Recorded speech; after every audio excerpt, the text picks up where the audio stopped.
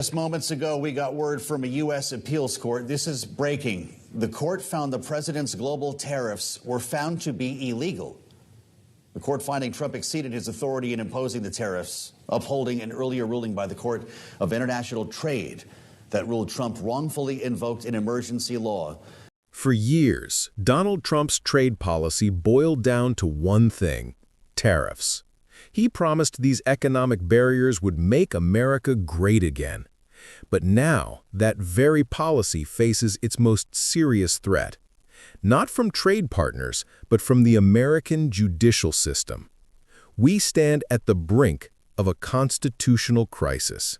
Federal courts are systematically deeming Trump's key tariff schemes illegal, ruling them an abuse of presidential power. This isn't about minor duties. We're talking about hundreds of billions of dollars collected under false pretense.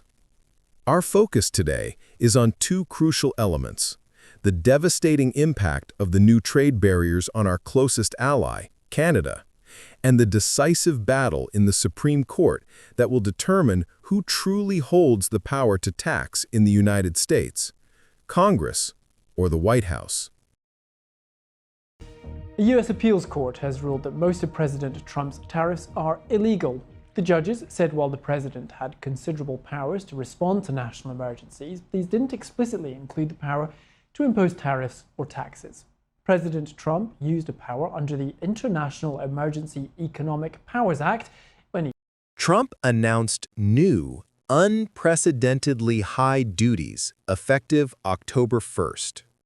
These measures are no longer mere protectionism. They are economic aggression masquerading as national security concern. Let's look at the numbers that shocked the markets.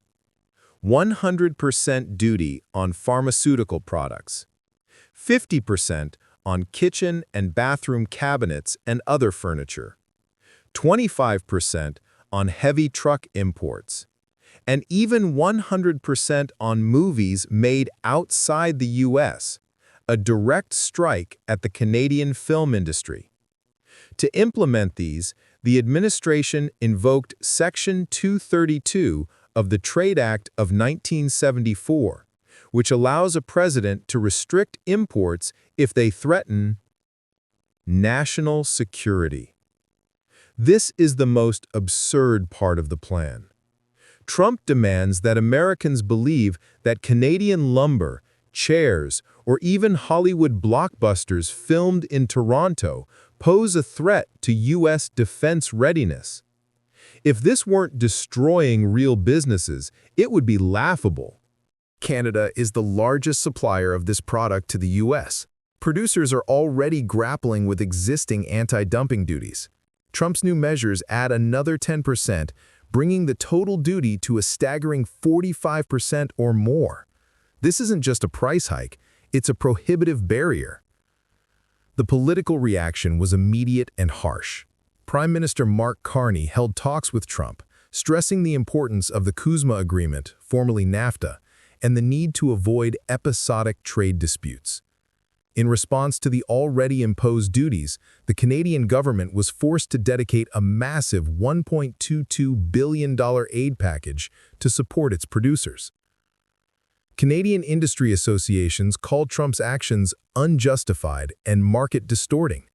At these rates, Canadian sawmills will likely be forced to close down, leading to mass job losses. For American consumers, the consequences are equally clear. Tariffs on furniture have already led to a sharp 4.7% price surge over the year, and new lumber duties will undoubtedly drive up the cost of new housing. The president's global tariffs are in doubt, as you might know, following that high-profile court ruling on Friday. Our Eamon Javers has more on that this morning. Morning, Eamon.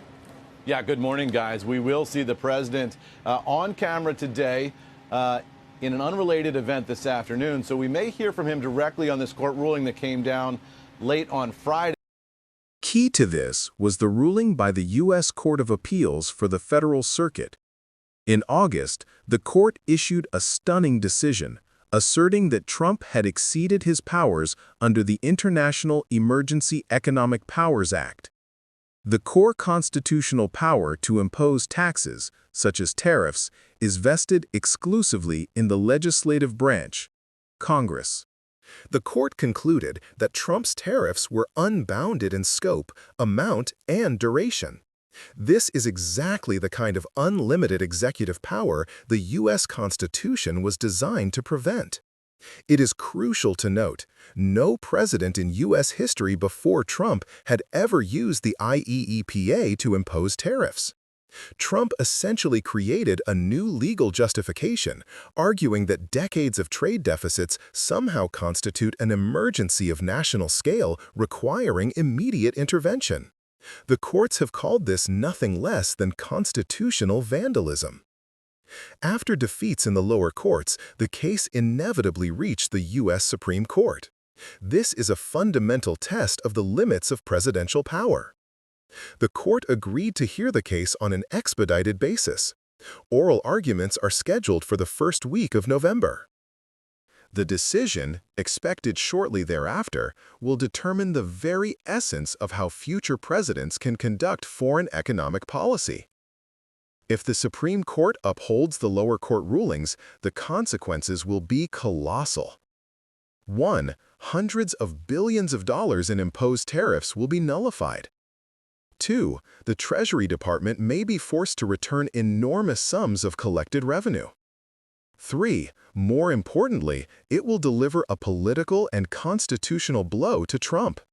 His entire political rhetoric is built on the idea that he alone can fix everything. If the court rules his signature policy illegal, it will undermine the central premise of his presidency. The case extends far beyond tariffs. The IEEPA is the legal foundation for many U.S. economic statecraft tools, including sanctions. A ruling against Trump will fundamentally rewrite the rules for all future administrations. As we await the Supreme Court's decision, the damage continues to mount. The North American economy, built on decades of cooperation, is being systematically dismantled. The tragedy is that this was unnecessary. The United States and Canada share one of the world's most successful trading relationships. Trump chose to sacrifice this for short-term political gain, ultimately making both countries worse off. The Supreme Court hearing is the final frontier. The question is not about who pays for cabinets or lumber. The question is whether the justices have the courage to stand up to the abuse of power and restore the rule of law. The answer will determine not only the future of U.S.-Canada relations, but the fundamental character of American democracy.